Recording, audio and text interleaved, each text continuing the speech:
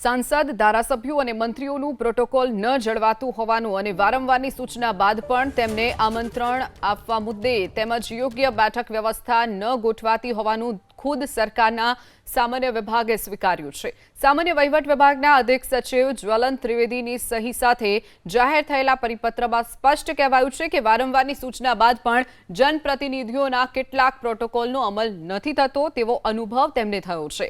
ખાસ કરીને સરકારના કાર્યક્રમોમાં ધારાસભ્યો, સાંસદો, મંત્રીઓને આમંત્રણ આપવું પડે છે, તેમની બેઠક વ્યવસ્થા જાળવવા વગેરેના પરિપત્રનો અમલ ન થતો હોવાની નોંધ જાહેર હિસાબ સમિતિએ પણ લીધી હોવાનું જણાવ્યું છે। ગઈકાલે સામાન્ય વહીવટ વિભાગે જાહેર કરેલા વધુ એક પરિપત્ર મુજબ મંત્રીઓના જિલ્લા પ્રવાસ દરમિયાન તેમને ગરિમાપૂર્ણ આવકારવા તેમજ સરકારી કાર્યક્રમોના આયોજન વખતે જે તે જિલ્લાના પ્રભારી મંત્રીઓને સંકલનમાં રાખીને કાર્યક્રમનું આયોજન કરવા અધિકારીઓએ સૂચના આપી છે।